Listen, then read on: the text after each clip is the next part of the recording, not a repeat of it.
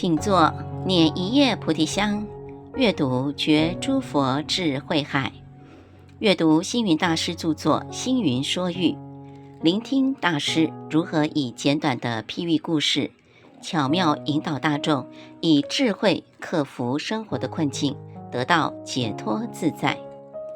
本系列故事分别中文及英文读诵，由现任渥太华佛光山住持，也是国际佛光会世界总会美东副秘书长永固法师以中文诵读，人间佛教研究院副院长妙光法师以英文诵读。 Hello, this is Miao Guang.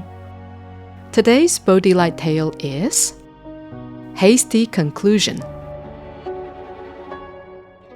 Once upon a time, there lived two government officials, Feng Dao and He Ning, during the time of the 5 dynasties and 10 kingdoms. They worked together and were very good friends. They would visit each other often, enjoying freshly brewed tea and chatting for hours. One day, Feng Dao went to see He Ning at his house. "Hi, please come in." He Ning greeted Feng Dao as he walked in. He Ning could not help notice his friend's new shoes.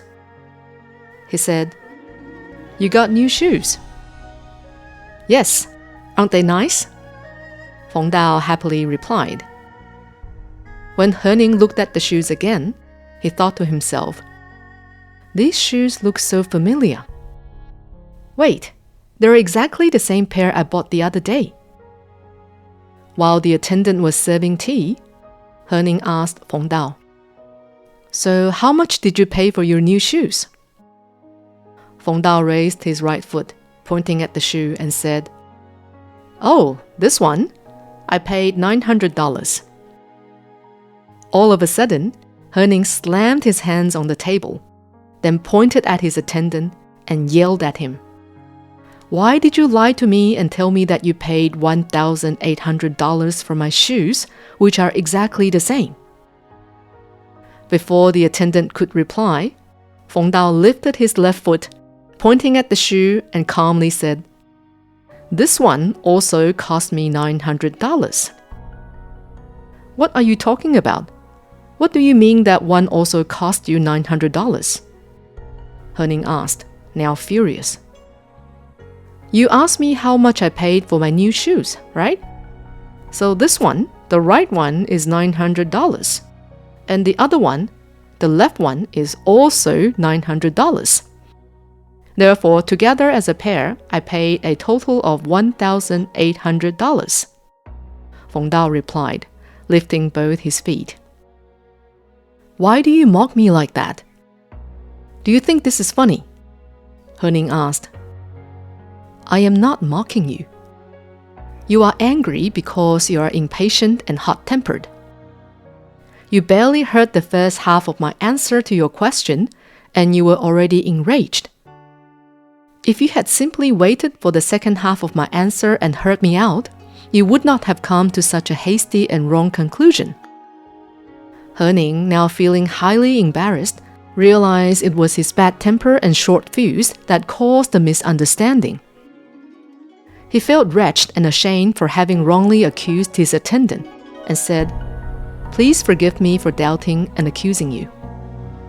His attendant replied, "It's okay. I know that you simply lashed out because you were angry. You realized your mistake and apologized. Please think no more of it." Seeing the two make amends, Feng Dao said to the attendant, "I can sell both my shoes to you for $900 if you wish to have a pair." They all laughed together, and the tension due to the situation was finally gone. This story highlights how jumping to conclusions and knee-jerk reactions frequently lead to misunderstandings and disputes. Often, as a result, we not only hurt others, but ourselves as well. In this story, He Ning's foolhardy reaction caused him to doubt and falsely accuse his attendant. Furthermore, he even accused his best friend of openly mocking him. In the heat of the moment, he was unable to control his emotions. This loss of control was the result of his lack of judgment in understanding the context of the situation and his lack of patience in making sure that he had all the facts before jumping to a hasty conclusion. When we are faced with such situations, it is important to reflect on how we usually respond to them.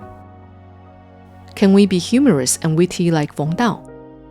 Or are we as foolhardy and rash as He Ning?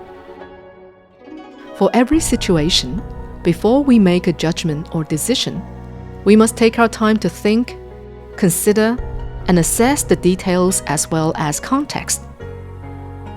We must endeavor to see all situations as they are, not as we want or imagine them to be. If He Ning had been able to think about the situation differently, for example, being happy that his friend had been able to get the same shoes at a discount, the outcome would have been very different. Too often, we make hasty assumptions and react impulsively. In many cases, we do not even take the time to properly assess and clarify what is going on. As the saying goes, think twice before you act. Only by staying calm, observing, and assessing the situation before taking any action can we avoid making a wrong decision and progress towards achieving an ideal outcome.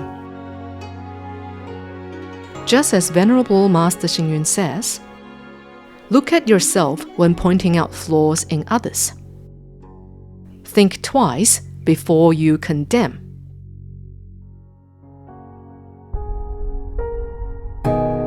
不要冲动。五代十国时，冯道与何宁同时在中书省任职，两人交情深厚。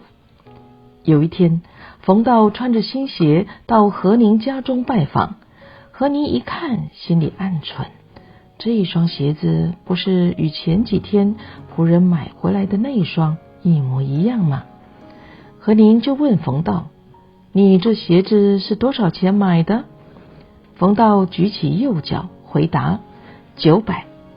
何宁一听，怒气冲冲地对着身旁的仆人骂道，一模一样的鞋子，你怎么替我买1800块呢？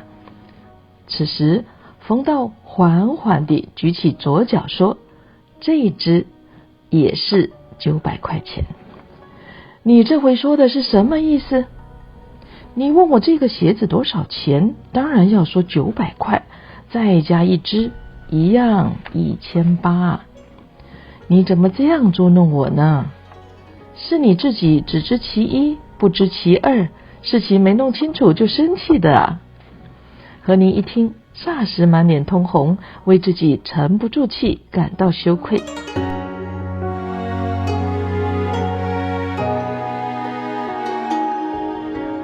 这样的事情在我们生活当中时而有之，往往对于事情不明就里，不知原委就莽撞行事，因而造成冲突，伤了自己也伤了别人。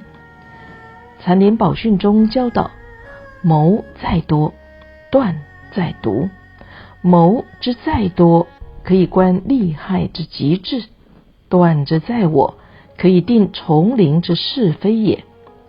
凡事三思而后行，冷静一下，观察一下，思考一下，再来做出判决，再下决定，采取行动，才能避免错误的发生，收到最佳的效果。